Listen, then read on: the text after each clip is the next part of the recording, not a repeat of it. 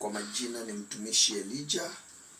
Napenda sana kuhubiri na napenda kuhubiri neno hili la Mungu kwa sababu ni wajibu wetu ambao tuliachiwa kama watumishi wa Bwana, ya kwamba tueneze habari njema ya ufalme na tuyahubirie mataifa yote duniani kote, ya kwamba hivi karibuni tutarejea nyumbani.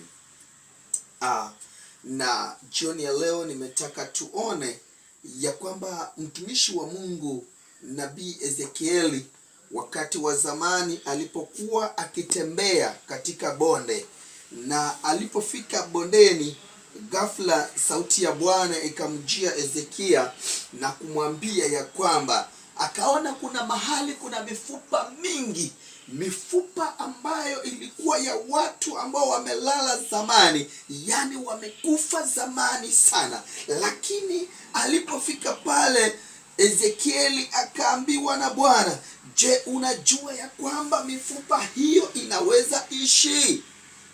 Ezekia alijibu vizuri ya kwamba mimi sijui, lakini wewe Bwana unajua. Ni ya kwamba jioni ya leo, ndugu zangu, kunayo mambo ambayo yamekuvunja moyo kama mwanadamu. Unaona jambo hili haliwezi kuwa kamwe, lakini kwa uwezo wa Mungu hilo jambo lako linaweza faulu kwa jina la Yesu Kristo.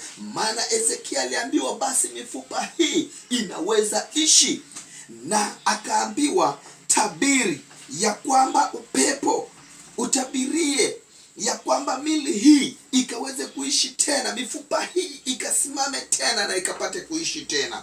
Basi mtumishi wa Mungu Ezekieli, ukiangalia katika Ezekieli, kitabu ni cha Ezekieli 37, uanzie hapo moja, wewe utaendelea. Napenda na tamani ukuwe msomi wa Biblia, ndipo ukapate maarifa katika ulimwengu huu wa leo. Ukiwa msomaji wa Biblia, utakuwa mtu wa maarifa na utawasaidia wengi katika huu ulimwengu.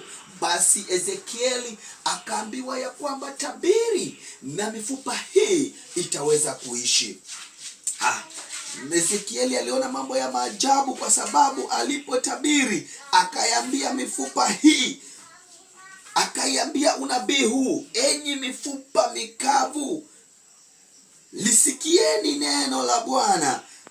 Bwana Mungu anaiambia mifupa hii maneno haya, tazama mtaishi. Na tazama, neno la Bwana likisema, limesema hata kama ni jambo gani ambalo limekufa zamani,